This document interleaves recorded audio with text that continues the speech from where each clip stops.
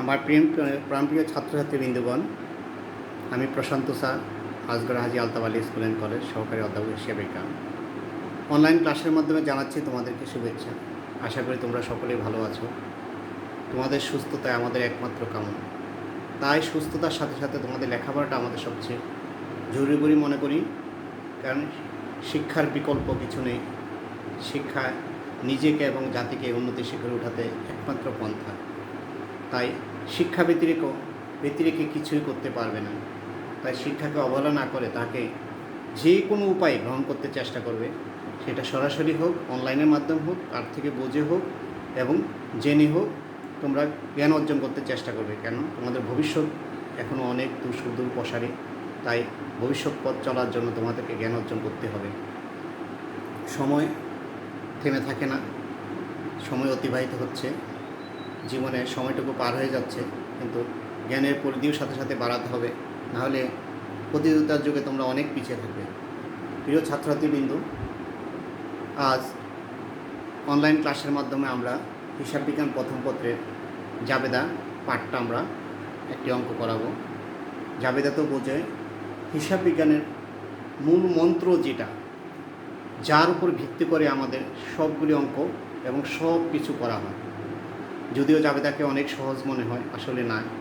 জাবেদা যেহেতু এটাকে প্রাথমিক, এটা বলা হয় প্রাথমিক বই, যদিও তো প্রাথমিক ভিত্তি যদি না থাকে, প্রাথমিক ভিত্তিটা যদি শক্ত না হয়, তাহলে পরবর্তী তুমি কোনো কিছুই তোমাকে করতে পারো। একটি ঘরের ভিত্তি যদি শক্ত না হয়, সে উপরে যতই তালা করা হোক না, সেটার দিকে থাকবে না। তাই তোমাকে ভিত্তিটা শক্ত করার জন্য তোমাদেরকে জাবেদা খুব ভালোভাবে জানতে হবে। প্রিয় ছাত্রছাত্রীবৃন্দ, আজ আমরা একটি অঙ্ক জাবেদা দেখাচ্ছি, তোমরা একটু মনোযোগ সহকারে দেখবে। জনাব রফিক 2020 সালের 1 জুলাই নগদ 50,000 টাকা, 20,000 টাকা মূল্যের আসবাবপত্র এবং 5,000 টাকা মূল্যের পণ্যদ্রব্য নিয়ে ব্যবসা শুরু করে। তাহলে সে কি জুলাই মাসে নগদ 50,000, 20,000 টাকা আসবাবপত্র এবং 5,000 টাকা মূল্যের পণ্যদ্রব্য নিয়ে ব্যবসাটা শুরু করে, তিনটা জিনিস নিয়ে সে ব্যবসা শুরু করবে। তো সেগুলি তার জন্য সম্পত্তি হিসাবে শুরু করলো, মূলধন হিসাবে তার ব্যবসা প্রতিষ্ঠান থাকবে। 1 তারিখ সোনালী ব্যাংক হিসাব খোলা হলো। সোনালী ব্যাংকে টাকা জমা দিলে, হিসাব খোলা মানে জমা দিলে, তুমি বুঝে জমা দিলে কী হয়, ব্যাংকটা কী হবে, সোয়ানের নিকট হতে ধারে পণ্য ক্রয় করছে, কী হবে, ধারে বাকিতে টাকা দেওয়া নেই। কামালের নিকট পণ্য বিক্রয় করছে, সেটাও তুমি কামালের নিকট, নগদে নয়, কামালের নিকট ধারে পণ্য উল্লেখ করেনি, কিন্তু বুঝতে হবে। কামালের নিকট থেকে চেক পেয়ে সরাসরি ব্যাংকে, আমাদের কাছ থেকে চেক পেয়ে সরাসরি ব্যাংকে জমা দিল। তারপরে আসো, সোহানকে তার পাওনা চেক করো। সোহান কত টাকা তার পাওনা হবে, তো 8,000, সেটা চেক পরিশোধ, এখানে টাকা উল্লেখ না, কিন্তু বুঝতে হবে ওই যে টাকাটা ধারে কিনছে সে পাবে, তার কাছে সোহানকে তার পাওনা পরিশোধ করা হবে। সোহানের কাছ থেকে নিকট থেকে ধারে পণ্য করে গেছে। অনাদায়ী পাওনা, অনাদায়ীটা সাধারণত কোথায়, দেনাদার কাছে। আমরা ব্যবসায়ী দেনাদার কাছে টাকা পাবে, সেটা অনাদায়ী রয়ে গেছে। কমিশন পাওয়া গেল, কমিশন তুমি পাবে, কমিশন পাওয়া মানে কমিশন তো পাওয়া মানে টাকা, এই হিসাবটাতে আমি টাকা পাবো। বিজ্ঞাপন বাবদ অগ্রিম প্রদান করলাম, ব্যক্তিগত প্রয়োজনে ব্যাংক থেকে উত্তোলন করলাম, যন্ত্রপাতির অপচয় ধার্য করা হলো 2,000 টাকা, ব্যাংক সুদ মঞ্জুর করা হয়েছে 500 টাকা, সেভিং সার্টিফিকেট পয় 2,000 টাকা। সেভিং সার্টিফিকেটটা কি, একটা বিনিয়োগ করলে, এক জায়গায় একটা বিনিয়োগ করলে, সেটা হলো বিনিয়োগ। লেনদেনগুলি 4,00,000 টাকা দেয়। তাহলে কী হলো, ব্যবসা শুরু করলে কি হয়, মনে রাখবে ছাত্রছাত্রীবৃন্দু, যখন আমরা ব্যবসা শুরু করি, সেটা ব্যবসার সম্পত্তি হিসাবে আখ্যায়িত হয় এবং পুরোটা ব্যবসার মালিকানা সত্ত্ব, অর্থাৎ মূলধন হিসাবে নামে তৈরি হয়, সেটা সবটা টাকায় মালিকের, এই জন্য এটা মূলধন হিসাবে থাকে। তারপরে সোনালী ব্যাংকে যদি আমরা হিসাব খুলি, তাহলে কী হবে, সোনালী ব্যাংক হিসাব খুলবে। তো সোনালী ব্যাংক হিসাব ডেবিট, নগদান হিসাব ক্রেডিট। তারপরে আসো, ধারে ক্রয় করলে, সোহানের কাছ থেকে কিনো, নামে কিনো, নগদ না দিলে সেটা ধারে। তাহলে ধারে ক্রয় করলে কি হয়, কপ, আমি একটা জেনেছি কপ, অর্থাৎ ক্রয় পাওনাদার, ক্রয় পাওনাদার ধারে কিনলে। আর ধারে বিক্রি করলে দেবী, দেনাদার বিক্রয়, দেবী মানে দেনাদার বিক্রয়, সংক্ষেপে মনে রাখার জন্য কিছু টিপস। তারপরে কামালের নিকট থেকে চেক পেয়ে শস্য ব্যাংকে টাকা কামালের নিকট থেকে পাইলাম, চেক পাইলাম এবং শস্য ব্যাংকে জমা দিলাম। তাহলে আমরা কিন্তু ব্যাংক হিসাব দেখাবো আর কামালের নাম দেখাবো, যেহেতু কামাল কাছ থেকে টাকাটা পেয়েছি সরাসরি। সোহানকে তার পাওনা পয়সা, সোহানের কাছ থেকে আমরা ক্রয় করছিলাম এবং সোহান পরিশোধ করবো।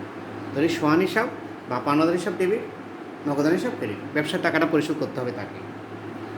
তারপরে আসে কমিশন পাওয়া গেল, পাইছি আমরা কী পাইছি? কমিশন। কমিশন তো একটা নাম, কিন্তু পাইলাম টাকা, প্রদান করলেও টাকা, পাইলেও টাকা, টাকাটাকে তুমি উন্নয়ন করবে নগদান হিসাব আর কমিশন হিসাব। তারপরে বিজ্ঞাপন বাবদ অগ্রিম প্রদান করছি আমরা, বিজ্ঞাপনের জন্য অগ্রিম প্রদান প্রদান করছি কি নগদ, নগদান হিসাব ডেবিট, অগ্রিম বিমা খরচ। এখানে নগদান, তাহলে অগ্রিম বিমা খরচ হিসাব ডেবিট, নগদান হিসাব ক্রেডিট, নগদ প্রদান করছি, নগদটা হবে ক্রেডিট। ব্যক্তিগত প্রয়োজনে ব্যাংক থেকে উত্তোলন, অর্থাৎ ব্যক্তিগত প্রয়োজনে আমরা ব্যাংক থেকে উঠাইলেন কী করি? ব্যক্তিগত উঠাইলাম, তাহলে উত্তোলন হিসাব। আর ব্যাংক হিসেবে ব্যাংক মালিকের ব্যক্তিগত টাকা খরচ করার জন্য ব্যাংক উঠে আনছে উত্তোলন হিসাবে, আর তার ব্যাংক থেকে তার ব্যাংক থেকে কমে যাবে। যন্ত্রপাতি অপচয় ধার্য করা হলো, যদি অপচয় ধার্য করে আমরা নতুন একটি মনে রাখবো, অপচয় পুঞ্জীভূত অপচয়, অপচয় এই অপচয়টাকে আস্তে আস্তে পুঞ্জীভূত করে রাখে, অপচয় হিসাব পুঞ্জীভূত অপচয় হিসাব। তারপরে আসো ব্যাংক সুদ মঞ্জুর করলো, যদি ব্যাংক সুদ মঞ্জুর করি আমরা কী করি? যে ব্যাংক বাড়ে, ব্যাংক সুদ মঞ্জুর করছে, তাহলে ব্যাংক হিসাব ডেবিট, সুদ হিসাব ডেবিট, কারণ এখানে ব্যাংকে আমাদের টাকাটা মঞ্জুর হলো, মানে সুদ দিতে হলো, তাহলে ব্যাংক বাড়ে। সেভিংস সার্টিফিকেট ক্রয় করলে আমরা কি এখানে একটা টাকা বিনিয়োগ করলাম, বিনিয়োগ হিসাব আর নগদান হিসাব, বিনিয়োগ হিসাব, নগদান হিসাব। এখন আমরা একটা জাবেদার ঘর, জাবেদার ঘর কয়েকটি তোমরা তো জানো, 5টি। তারিখ, হিসাব বিবরণ, হিসাবের খাদ্য বিবরণ, খতিয়ান পৃষ্ঠা, ডেবিট টাকা, ক্রেডিট টাকা। প্রশ্নটা একটু মুছে দিলাম, অঙ্কর সাথে সাথে আবার আমরা বলবো, মনোযোগ সহকারে একটু ফেলে করবো। জাবেদা করে তোমাকে একটু মনোযোগ করে ভালো করে বুঝতে হবে, কারণ এই জাবেদার উপর ভিত্তি করে আমাদের সব অঙ্ক করা হয়। আসো আমরা ঘর করি জাবেদা লাগবে।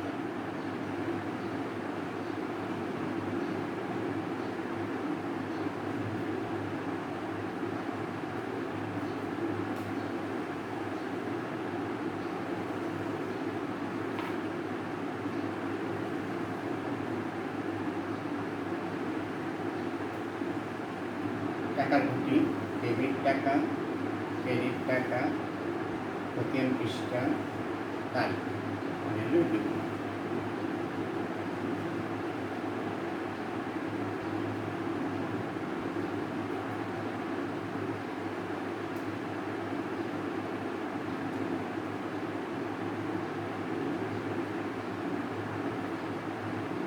আসো প্রথম শুরু করলাম 2020 সালের জুলাই 1, কি নিয়ে শুরু করলাম? নগদ, অর্থাৎ নগদান হিসাব, নগদ টাকা।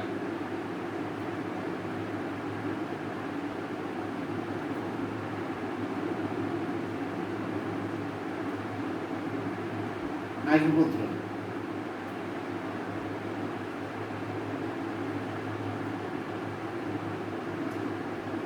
আগে বলছি যে জিনিসগুলো নিয়েছে সেটি মালিকের সম্পদ। ক্রয়,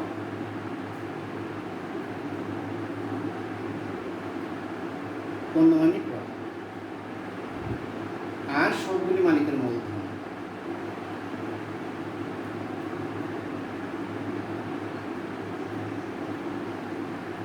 নগদ কত হয়? 50,000।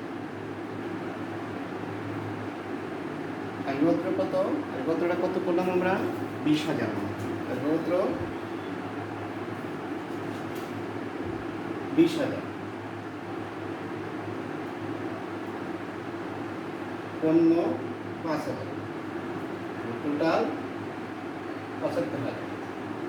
অনেক প্রশ্ন করে স্যার কারণ লিখবো, হ্যাঁ জাবেদাতে কারণ লিখবো, দেখবা নগদ, আসবাবপত্র ও পণ্যদ্রব্য নিয়ে ব্যবসা শুরু।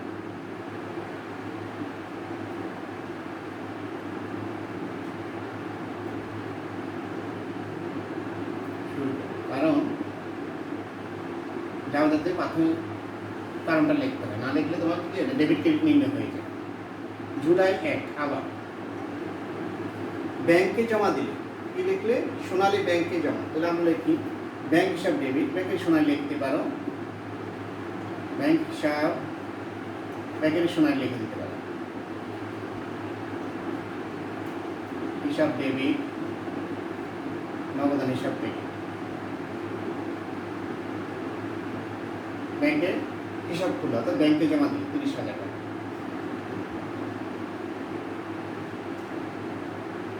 কারো লিখে দাও ব্যাংক হিসাব খোলা হলো।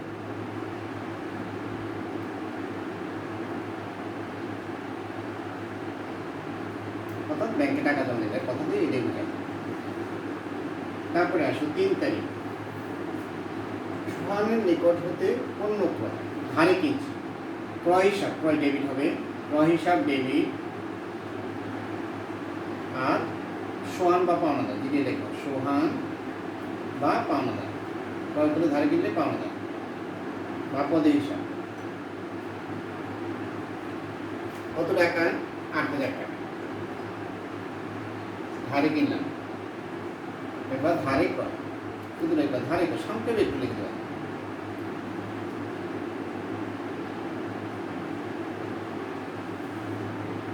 তারপরে আসো 5 তারিখ,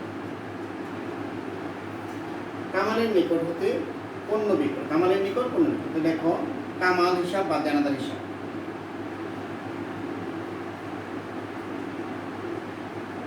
হিসাব বা দেনাদার হিসাব বা প্রাপ্য হিসাব। কপ যেটা দেয় বিপরীত, ডেবিট, বিক্রয় হিসাব ক্রেডিট।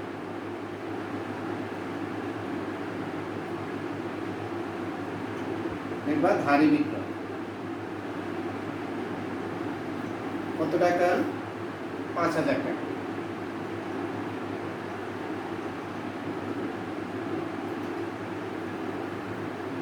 তারপরে আমরা বিক্রয় শেষ করলাম। এখন বলছে সোহানকে চেকে পরিশোধ, কামালের চেকটি পেয়ে ব্যাংকে জমা দেয়। পরের যেটা হলো কামালের কাছ থেকে যে চেক পেলাম সেটা ব্যাংকে জমা দিয়ে দিলাম। কত তারিখ?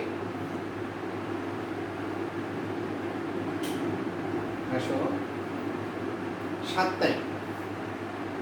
বলছি কামালের কাছ থেকে চেক পেয়ে ব্যাংকে জমা দেওয়া হবে। আসো তাহলে ব্যাংকে জমা দিলাম, ব্যাংক হিসাব ডেবিট, ব্যাংক হিসাব ডেবিট,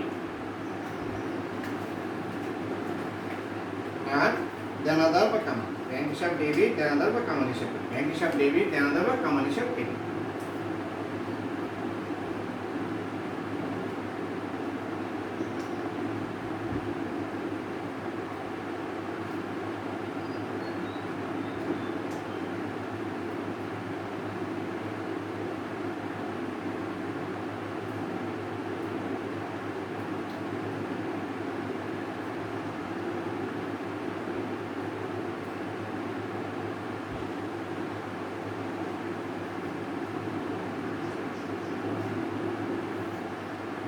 তাহলে কি হলো?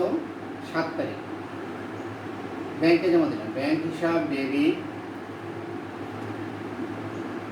দেনাদার বা কামাল, দেনাদার কাছ থেকে দেনাদার হিসাব ডেবিট, যেহেতু তার কাছ থেকে টাকাটা পেয়েছি আমরা। কত টাকা?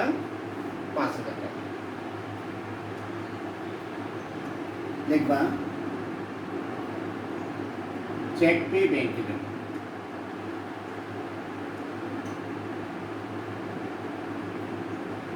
আর কিছু লাগবে না, আর কিছু লাগবে, চেক পেয়ে ব্যাংকে জমা। তারপরে আসো এখানে পরে প্রশ্ন হলো আমাদের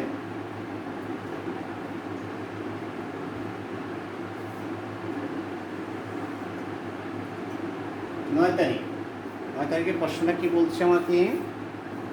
প্রশ্ন বলছে যে মিস্টার সোহানকে তার চেকের পরিশোধ, মিস্টার সোহানকে যে পাইতো টাকাটা সেটা পাওনাদার হিসাব বা সোহান যদি বলো, যদি নাম ডেবিট, ব্যাংক হিসাবে ব্যাংকে পরিশোধ করে দিলাম। কত টাকা? 8,000 টাকার কাছ থেকে ধর ধারে কয়েন ছিল, আমি 8,000 টাকা এখন পরিশোধ, দেখবা চেকে পাওনা পরিশোধ।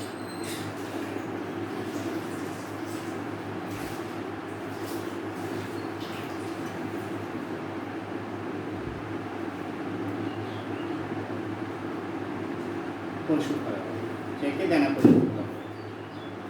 দেনা মানে পাওনাদার, পাওনা মানে দেনাদার। তারপরে আসো 10 তারিখ, অনাদায়ী পাওনা ধার্য, অনাদায়ী পাওনা ধার্য। দেখবা অনাদায়ী পাওনা হিসাব দেনাদারী হিসাব।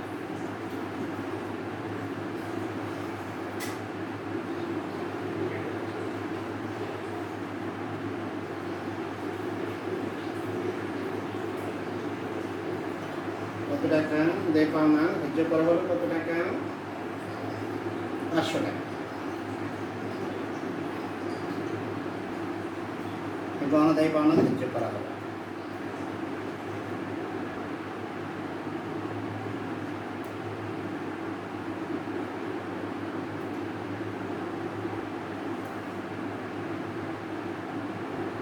তারপরে আসো 14 তারিখ কমিশন প্রাপ্তি।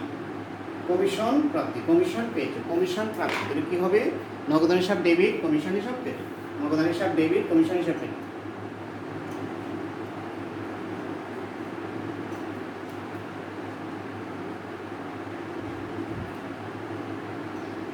কত টাকা কমিশন পেয়েছি আমরা? 3000 টাকা।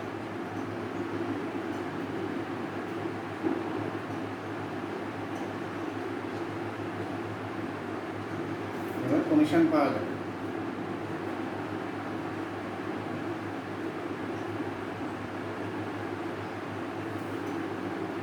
তারপরে আসো বিজ্ঞাপন বাবদ অগ্রিম প্রদান। বিজ্ঞাপন বাবদ অগ্রিম প্রদান করছে, বলো বিজ্ঞাপন বাবদ অগ্রিম প্রদান করলে কি হয়? প্রদান করছে, নগদ চলে গেছে, অগ্রিম বিজ্ঞাপন হিসাব। কত তারিখ? 15 তারিখ অগ্রিম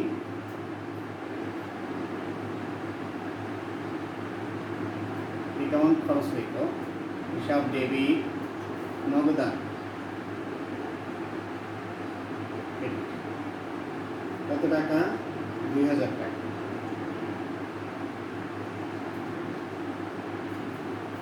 লিখবেন অগ্রিম বিজ্ঞাপন খরচ প্রদান।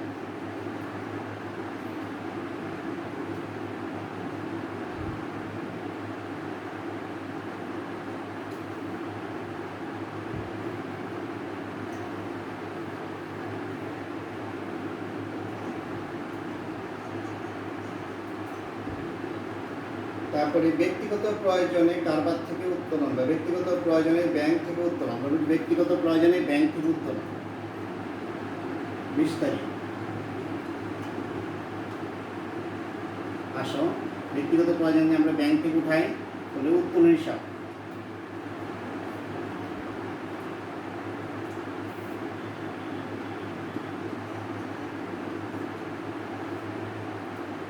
উত্তোলন হিসাব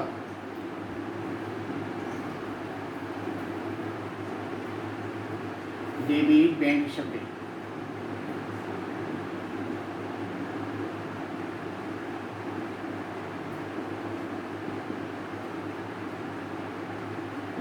ব্যক্তিগত প্রয়োজনে ব্যাংক থেকে উত্তোলন করছে, তাহলে 1000 টাকা। কারণ লিখে দিবে ব্যক্তিগত প্রয়োজনে ব্যাংক থেকে উত্তোলন, ব্যক্তিগত প্রয়োজনে ব্যাংক থেকে উত্তোলন।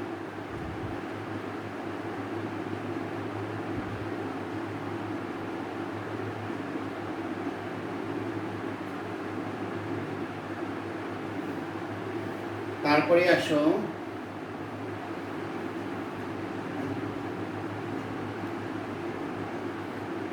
অপচয় ধার্য 22 তারিখ। অপচয় হিসাব পুঞ্জীভূত অপচয়। অপচয় হিসাব ডেবিট, পুঞ্জীভূত অপচয়।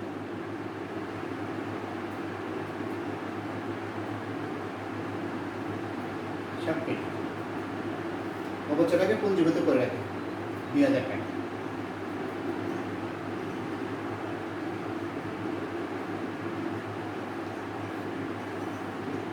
আইটেমটি আসো ব্যাংক সুদ মঞ্জুর করলো। ব্যাংক সুদ মঞ্জুর করলো।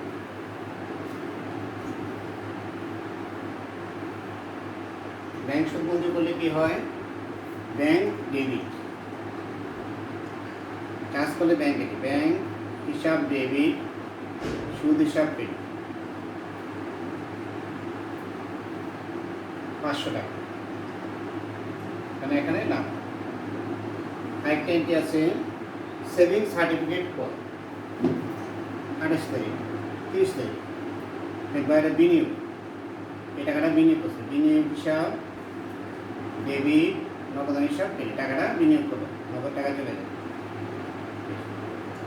কত হাজার, 2000 টাকা।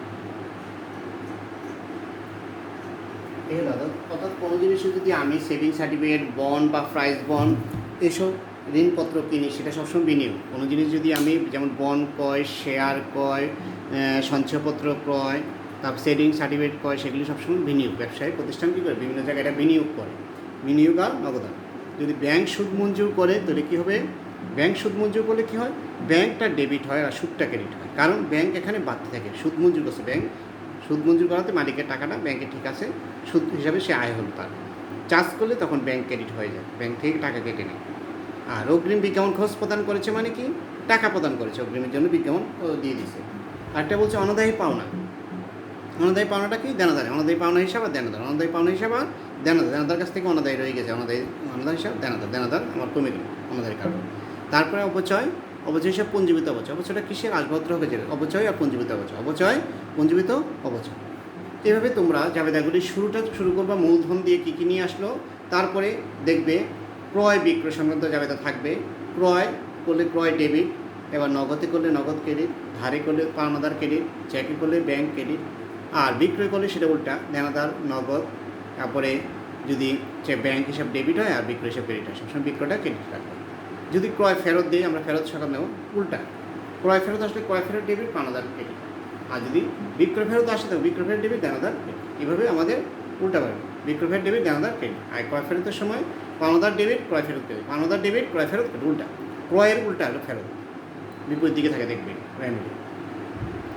এইভাবে আমাদের জাবেদাগুলি করতে হবে। তোমরা বসে বসে জাবেদাগুলি করবে, সহজ চ্যাপ্টারগুলি, মানে এটা জানতে সব কিছুর অঙ্কে দেবে জাবেদার মাধ্যমে করতে হবে। ডেবিট ক্রেডিটটা যদি জানতে পারো তাহলে তুমি নির্ণয় করতে পারো, যে কোনো অঙ্ক তোমার জন্য সহজ হয়ে যাবে।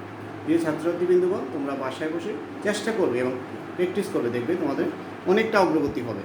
বসে থেকে শুধু সময় কাটালে তোমাদের চলবে না, তোমাদের সুদূর প্রসারী পথ অগ্রসর হতে হবে। সময় কিন্তু থেমে থাকবে না, বারবার বলি আমরা। ধন্যবাদ, সবাই ভালো থাকো, সুস্থ থাকো। আগের ক্লাসে আবার তোমাদের সাথে আমার দেখা হবে।